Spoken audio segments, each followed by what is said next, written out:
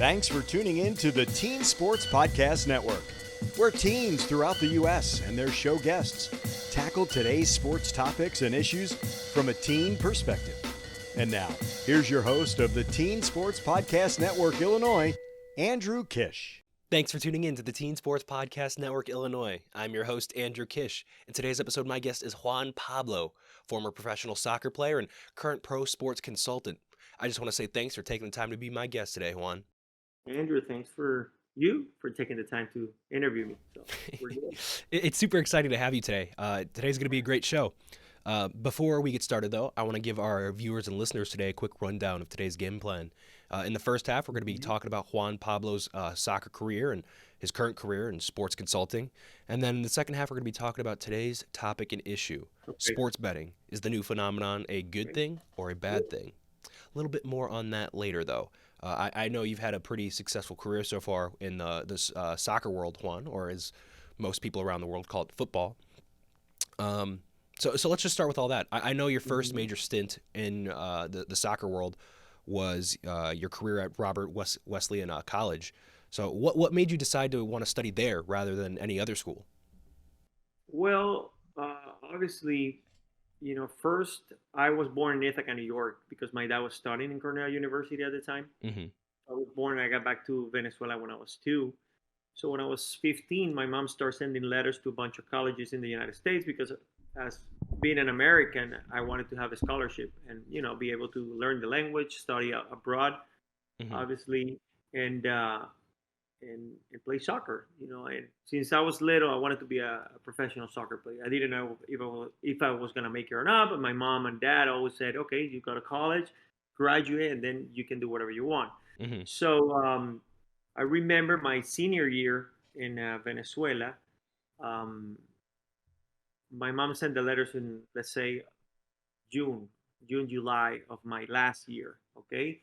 And then I remember some letters get back. Back in the day, it was 98. I went 1998 from 2002. And back then it wasn't like emails, it was easy. You get respond right away. These were letters from Venezuela to America, and they have to respond back to Venezuela. So it took a little longer. So I got a bunch of letters back. And by Christmas, I received a call from Coach Kidman, okay? So I didn't know the language. It was kind of tough. Luckily, I was with a good friend of mine, one of my best friends, that he knew English. So he spoke to the coach, and we were talking. So he says, "Yeah, we're in Rochester, New York. We want to have you here. We want to take a look at you."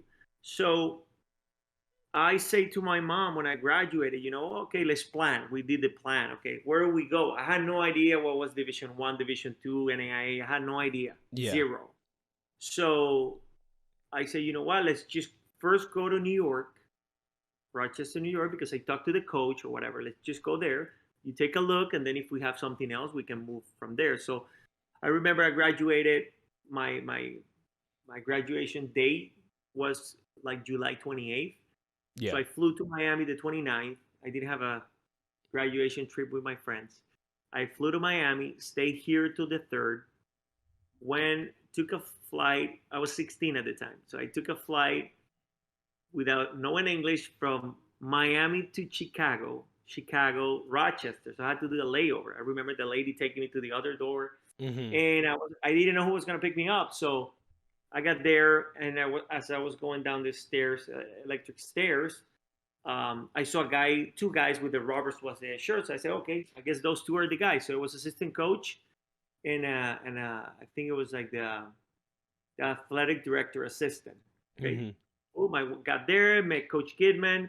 From the 3rd to the 10th, they were doing camps. We were training. They were already training because preseason started on the 15th. So I saw the team, and I liked it a lot. To be honest with you, the team we had that year was really, really good.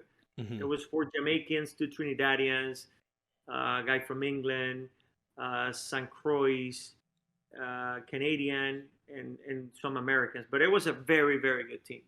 So I told my parents, I told my dad on the 10th, I was like, yeah, this is it. I'm staying. Coach said, yeah, I want you to stay. So my dad flew to Rochester like the 10th. I told him by the 7th, the 10th was there. We signed all the papers. We did whatever we had to do. I don't even remember if I did SATs or whatever. Like, they just put me in school. I have no idea. Yeah. I don't remember, but I just did a bunch of stuff. Hmm. So my dad and I went to New York City for the first time. I was seeing New York City, and Hmm. then I got back on the 15th and started there. So that's kind of how it went. From being in Venezuela all the way to Rochester, New York. Robert's was saying, I have no idea what NAIA was.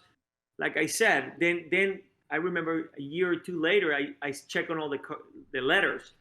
It was like Duke University, West Virginia, a bunch of, and I was like, damn, what I was doing. But I had a great time, and I don't regret, though. I don't regret anything because the team was really good. Coach Gaiman was fantastic. I grew up a lot as a person, as a player, so it was great. That sounds like an incredible experience. You got Yeah, to learn so much about, like, America as well, because you haven't experienced it up to that point.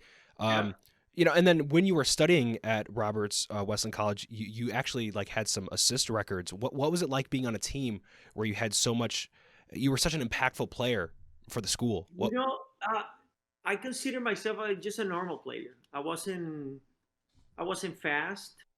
I wasn't, 1v1. I wasn't creative. I wasn't like a skillful player. And I was talking to a friend of mine yesterday. Hmm. He used to be the captain of the Venezuelan national team. Yeah. And we were talking about how in my case, I never had a formation as a soccer player when I was little. Hmm. I had a great coach who had a good eye for people with talent. I just had natural talent, but I never worked on it on things like they do nowadays. So we Yeah. just did a little dribbling, passing, and three people passing drill like a zigzag, Hmm. and then we would play soccer.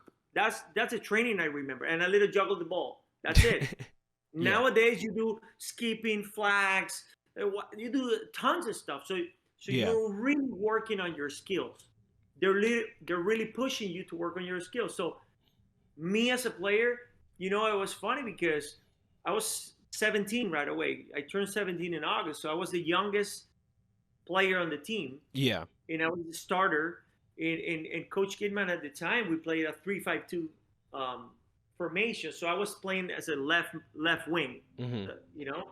So we had a great team, man, and I will read really good the play. So I think that the assists, what I had, I don't even remember who broke it or where am I at. I don't know, but I know I had a lot of assists because Coach will always tell me, listen, if you attack, the right back cannot the right back cannot attack you. Hmm. Make him worry about you. So anytime he try to go up, I will move forward and make him be like, oh, should I go or should I stay with this guy? And Yeah. sometimes I will take their back and it will be a long ball that I will cross, and there was always somebody in the box. So it was incredible. Those 4 years, I never trained like that in my life. Hmm. I remember I will have to go to the training room, get heat in my hamstrings. I actually pulled my hamstring. I actually Oh. pulled my hamstring yesterday. I'm Oh terrible goodness. now. I'm old. But before I will stretch a lot. Now I don't stretch. Yeah. But in college I will pull. I will feel my lower back so tight Hmm. from running because we did a lot of running. When I got here, Coach Kim, I was like, run, run, run, run. And I was like, damn, I'm not used to this. Yeah. So I will go to the training room, get stretched, warm up the lower back, the hamstrings, and there was a lot of work in college. And I learned when I was 17 what skipping drills, bunch of stuff that I never did. Yeah.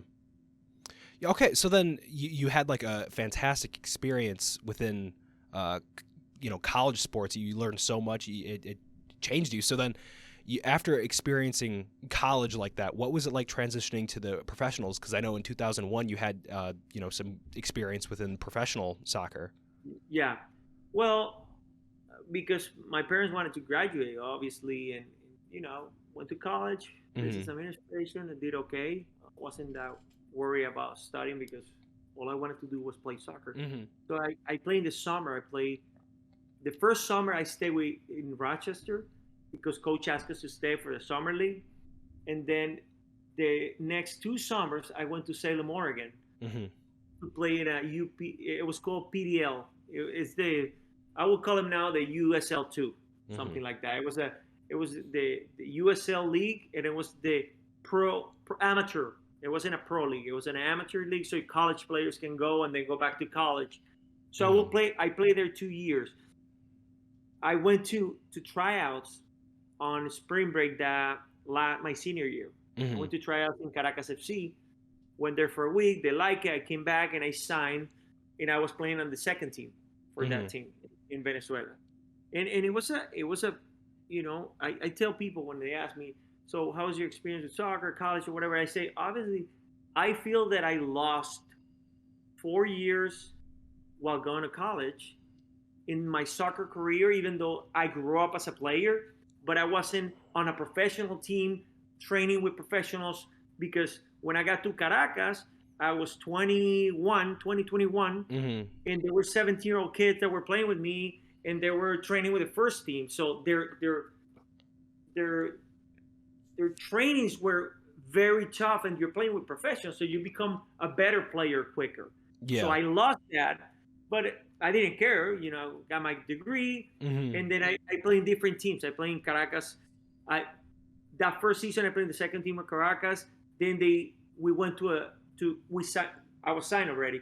With the preseason, they sent me to a second division team. They played 2 tournaments at the time in Venezuela, like from August to like a fall season and a spring season kind of thing. Yeah. So the fall season, I played in second division. Then they called me back to the first division team, and that's when I make my debut on Caracas FC in 2004. So I played there for 6 months. We were champions.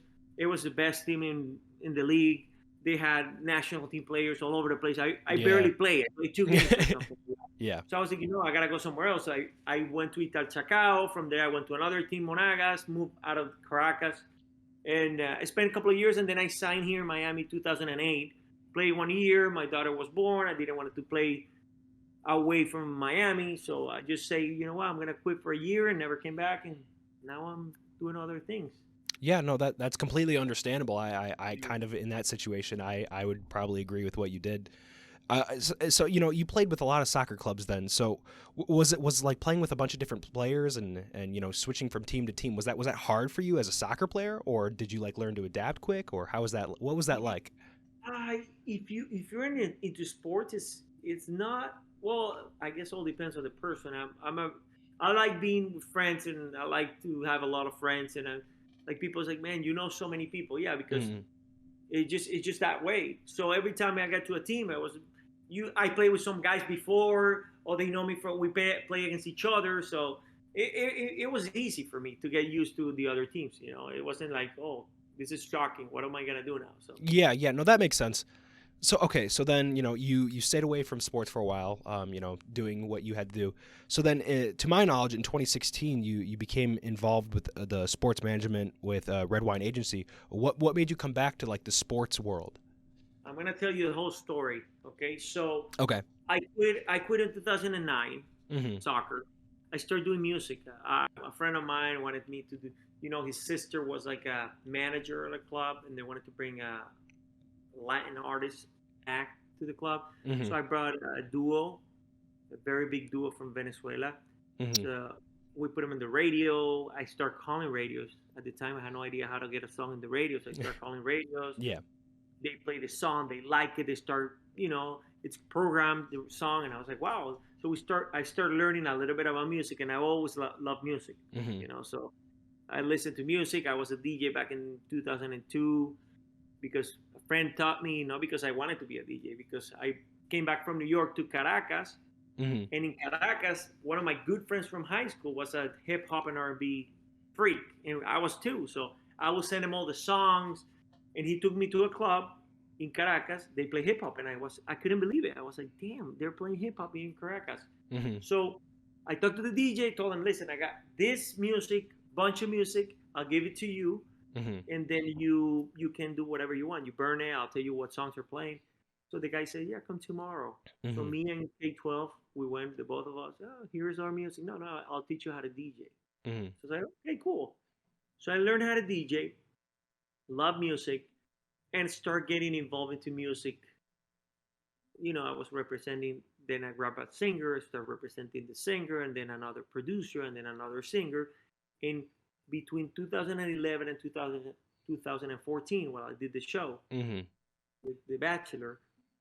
I did, somebody contacted a friend of my mom contacted us because she needed to figure out what was happening with the Museum of Baseball Hall of Fame in Venezuela. Yeah. She owned it, and her husband, they owned the museum, and they didn't know why the Venezuelans didn't work that well. The Venezuelans didn't help.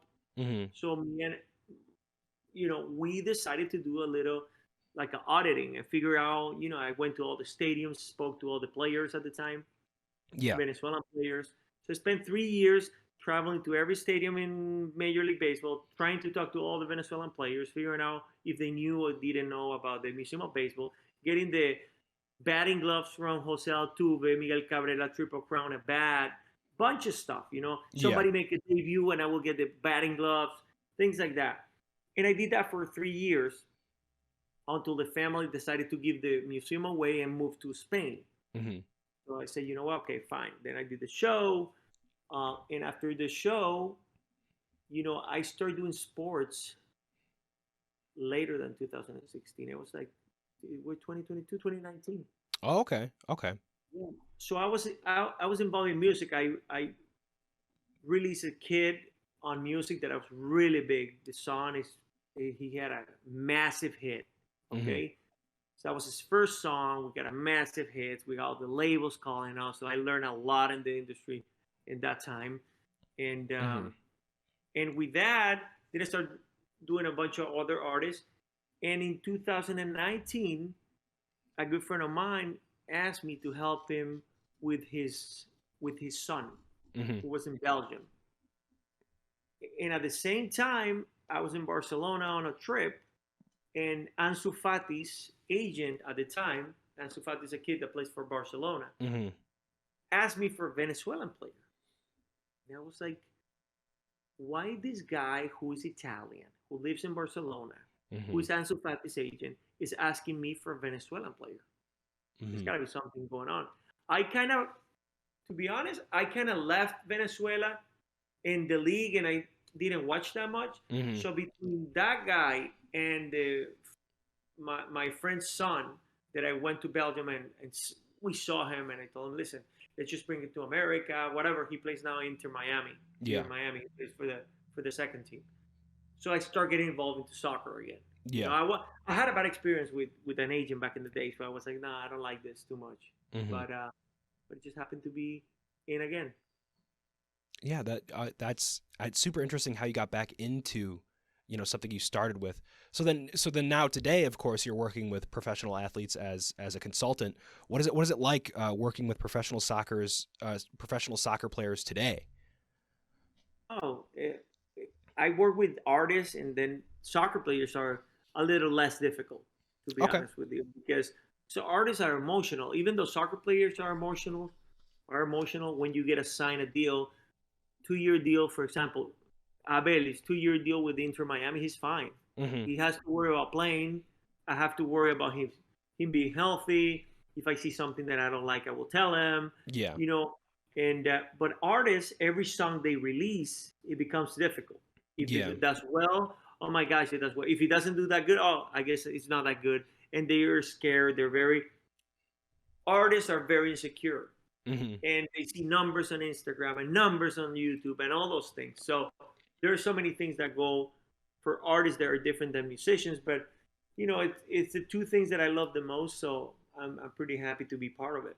That's got to be awesome to have a career that not only you get to be a part of something that you love, but be part of like two things that you love. Because, as someone who's into like sports and stuff and into like broadcasting, I've got best of both worlds. So I can kind of relate to you on that. It's awesome that I get to do this type of podcast where I can talk about sports alongside while doing the broadcasting side of it.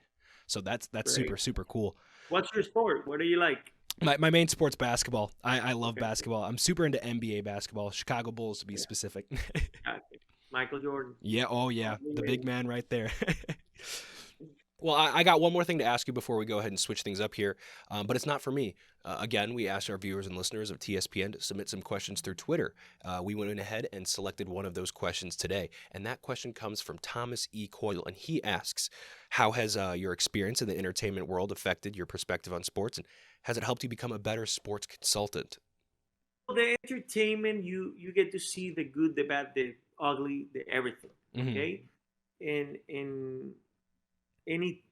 it helps me a lot to let them know that some things are not real and some things are real, and as long as you're honest with yourself and as long as you work hard, and the business side of sports, Mm-hmm. sometimes you have to have the friend, and he's there because of the friend of the friend, which it happens in every category or work or anything in the world. Yeah. But you just gotta let them know that as long as they do their job, you're fine. We can do different things. We can do PR, we can do media, but at the end of the day, the fans will know who you are. Okay, in sports, it's not that complicated because Mm-hmm. you're playing. If you're playing soccer and you're a good striker, you score goals, you don't have to worry about it. Mm-hmm. But in the other side, it's not a question. But on the music side, I will tell you that is definitely very had taught me so much to try to get these kids they're starting to understand that, oh my gosh, this guy has 500,000 and this guy has a billboard on Times Square, and that doesn't give you anything. Mm-hmm. Billboard in Times Square, if you're a musician, unless you're a superstar, it doesn't give you anything. It gives you an ego to post on your Instagram so people can see that you're on a Times Square billboard, but it doesn't give you anything to your career. The insecurities go on, are more often, and like I said, when I'm in the entertainment business, when I was on the show The Bachelor, so I learned how media works as well, Mm-hmm. and how I tell them, listen, this when you see all you see on Instagram, 90% is not real. Yeah. It's not what they're living. Absolutely. So it teaches you a lot, and I try to help them understand, which is hard because if I was 20, I would think different. Yeah. But I'm 40, so I think this way. I'm like, sometimes I was like, there's a kid who's here in Miami who is going to start training with Inter Miami from Spain. And I say, Mark, he's 21. I wish I could take my brain a little bit and put it on your head. So you understand for 20 minutes, and then you start realizing that, oh, this is here because of this. But I teach him every day. I tell him something. When he asks me something that he doesn't understand well, I explain from 0 to Z, from 0 to 1,000 as much as I can, so he tries to understand what's going on. Yeah, that makes a lot of sense. Coming from a perspective of somebody who's like super young, I can see how social media could really affect a person. It kills them.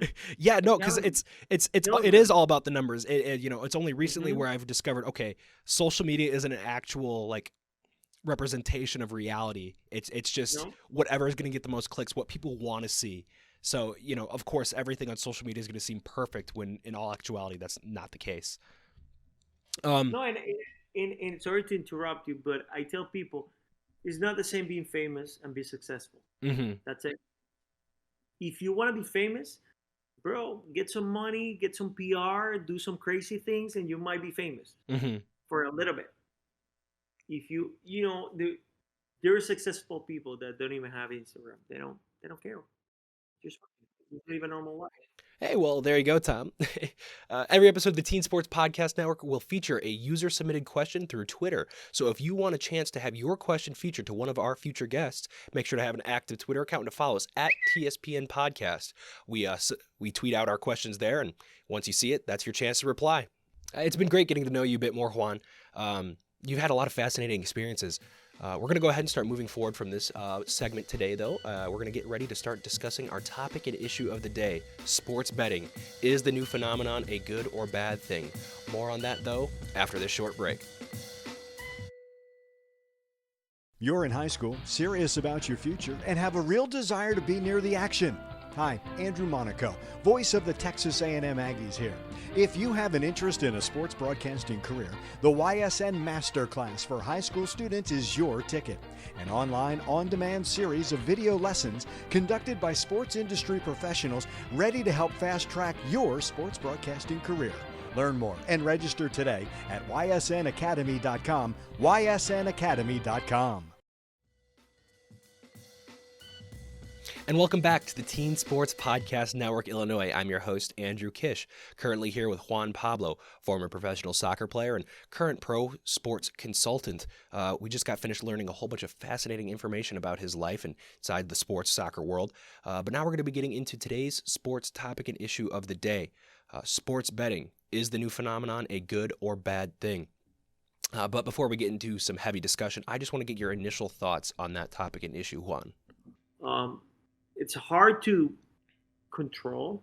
Yeah. But teams have to do a good job, and it's not easy to sell games anyways, because teams are really focusing tons on that, on making sure that players are not involved, management is not involved. But at the end of the day, the players are the ones that will be able to trigger or do something against this. So I don't know. To me, when you go to Vegas and you put money on a boxing fight or somebody, it changes everything. It changes you the game. The game. I don't watch basketball, and you're a fan of basketball. But if I put $10 in a game of Chicago Bulls, You're gonna watch the whole game. Yeah. It's a whole different game. So it's tough. It's tough because and I've seen a couple of TV shows, and I've seen one of them, Bad Sport, it's called, about a college player, which it made me very sad because, college athletes make tons of money for colleges. Yeah. They got zero. Now I heard that's gonna change a bit.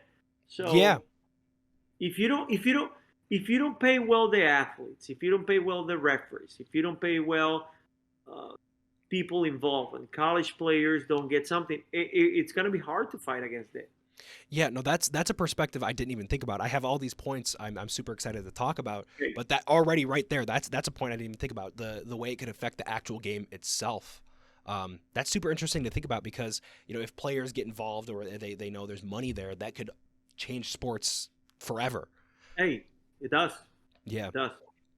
Okay, so I'm going to go over some pros, and then we're going to talk about some cons, and I just want to get your opinions and your thoughts on these things. So the first thing when it comes to a positive when it comes to sports betting is the entertainment value. You already mentioned that.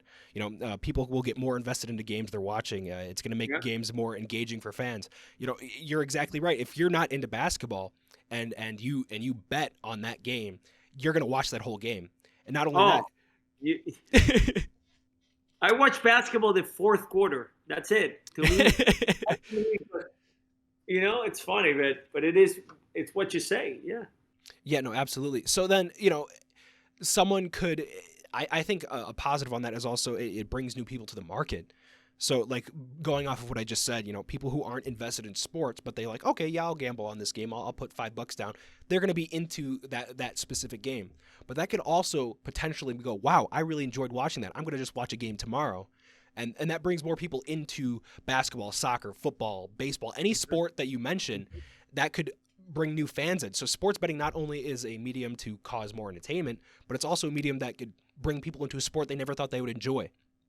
It's same thing with go ahead. And you know what? People start analyzing, following things, because at the end of the day, they're putting their money. It's like betting on a house. You analyze the house, the market, where is that? How's the market value? It's right now it's too low. Let's figure. I hope it goes up. Bitcoin, put Bitcoin there. You have no idea if it's gonna go up or down or whatever. Yeah. Here, you make people like, okay, this team against this team, who are playing, who's injured, who's not. People start analyzing everything. Where are they playing? How's the weather? Is it raining? Everything. Is it snowing? Everything. Absolutely. No, it's super interesting to think from a perspective of like a casual fan as well.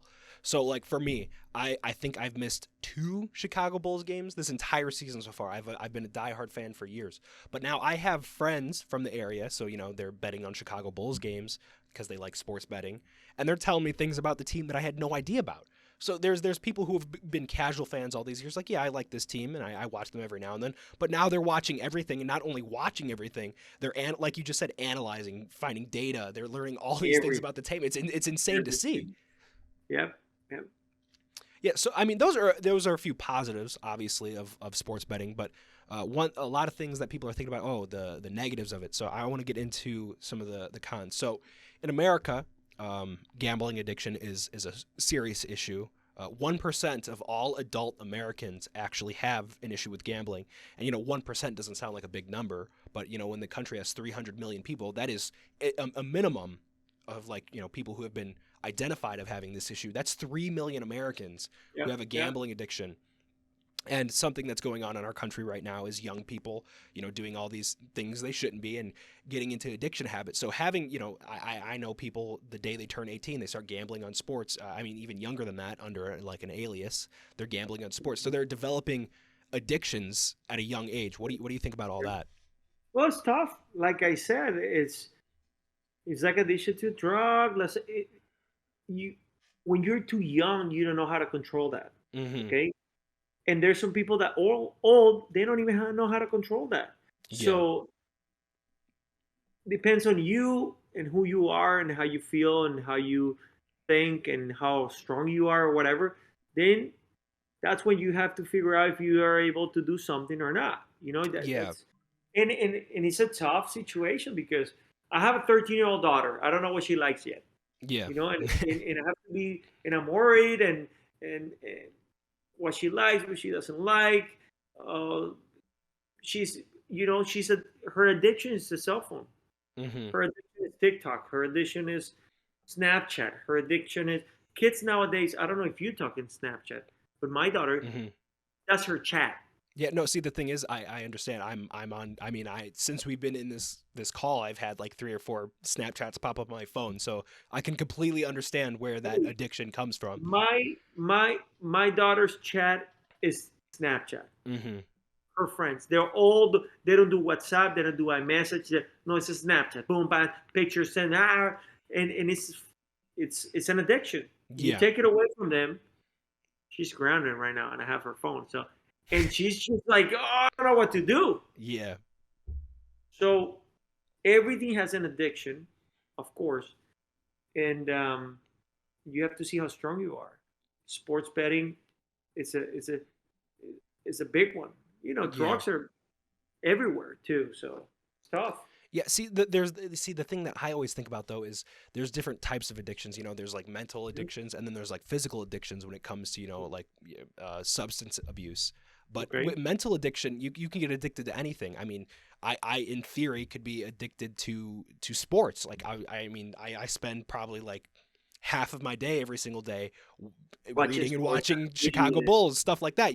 So the difference is in which it becomes an addiction that can harm you. So like if you're on Snapchat like 10, 12 hours a day, that can start harming your social life, your mental, what you're learning. It's same thing with when it comes to betting. It could get to the point, because like one thing where like all my friends are into sports betting, and they're always like, hey, just try put down $10, blah blah blah. I'm like, okay, that's fun, and I've done it a few times. I put down like $5-10, and I was like, see what I could get from it. But then I've other friends who started that way, and now they're putting $500, $1,000 down. And the thing is, where's the line drawn where it's like there's young people, because the amount of people I know who are under the age of 18 that are doing this, and they are using websites like FanDuel, and there's no like way to stop them from doing that as long as they put that they're 18. There's nothing stopping them. Where's the line draw? Where is it that sports itself should get involved? Yeah, I just saw one Unibet had here in this. I believe governments have to go on those web pages and make sure that they do the right thing. And how do they do it? I don't know if you have to send your passport, your ID, or I don't know. But if they don't do it and the government doesn't do anything, it's just gonna be tough to stop it from young kids putting whatever. Yeah, I'm older 18. You know, Yeah, no, I agree. I think that's something that needs to be looked into because I know in the United getting States, all done.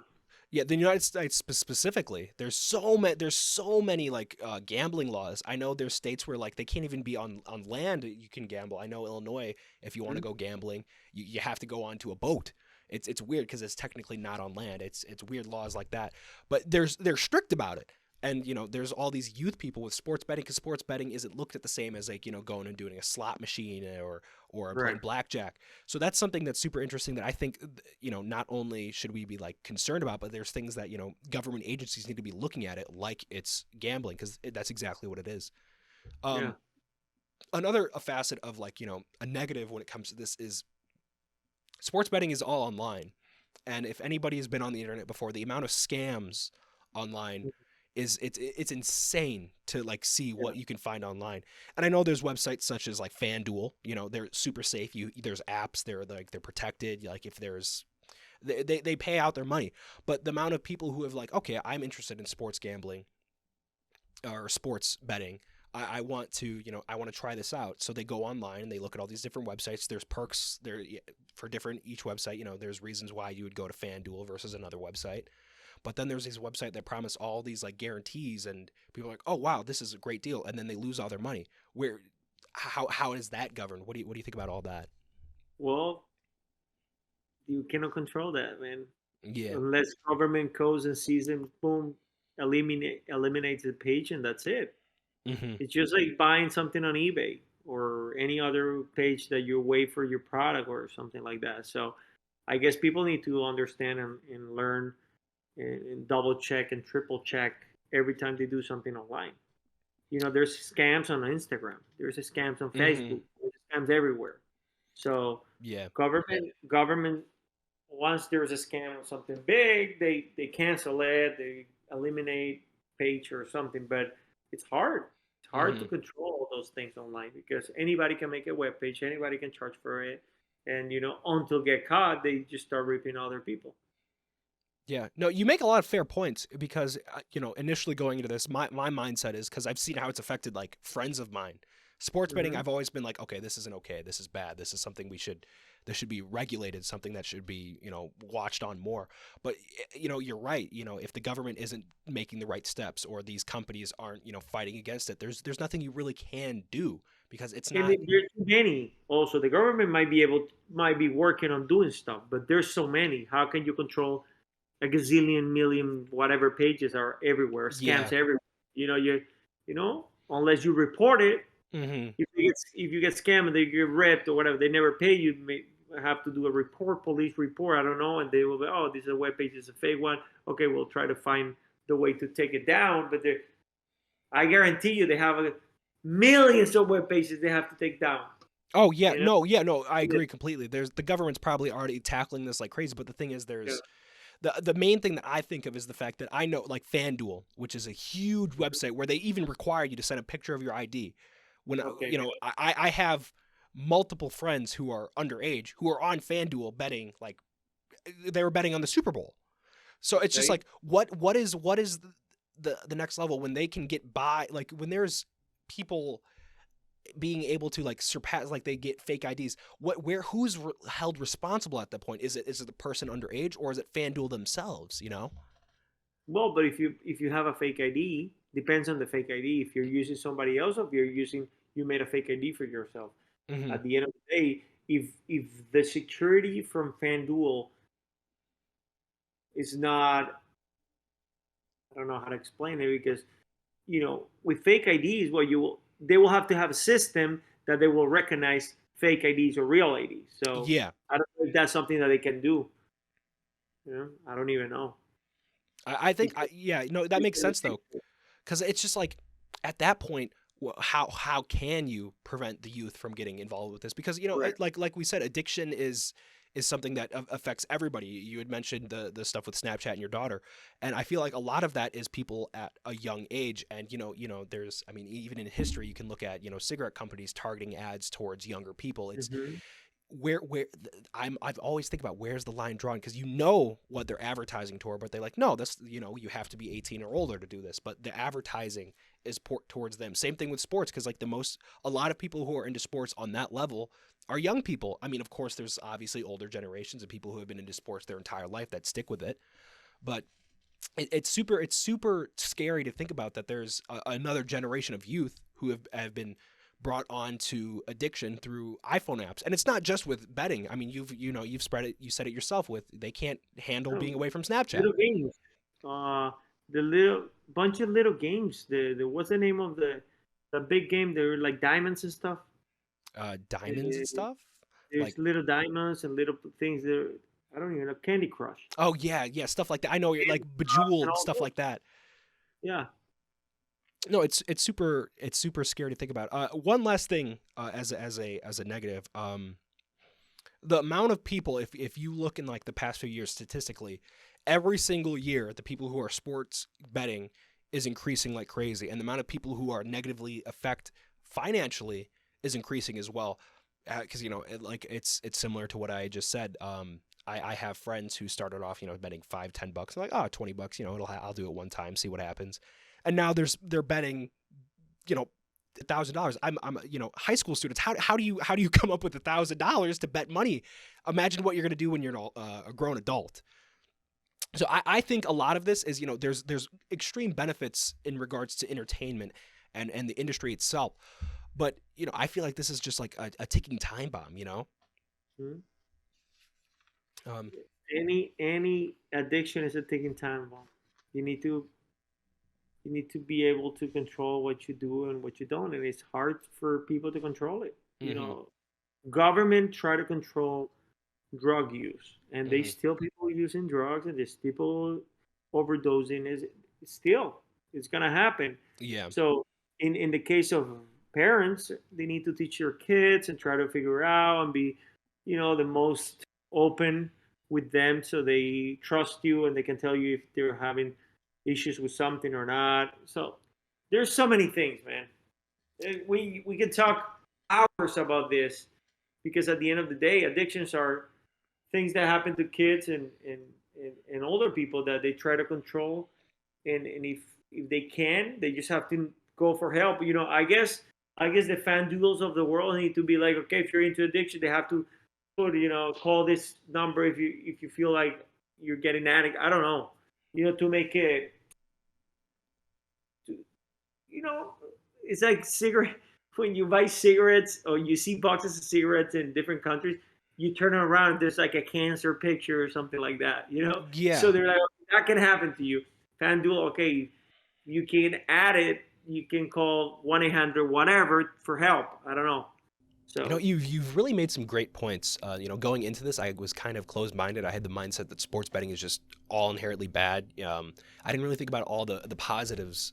Obviously, I knew there were positives, but I didn't think about how we're not sanctioning and taking care of the repercussions of this the right way. We need to safeguard this a bit better, and it could be a really fun and entertaining thing. However, though, we are running out of time, and we're going to be wrapping up our show here in a few moments. But before I go ahead and do that, is there any final remarks you want to give to our viewers and listeners today? I'm good, man. You ask me any question. Great. Okay, sounds great. Well, Juan, I just want to thank you again for taking the time to be my guest today. But before I let you go, one last thing.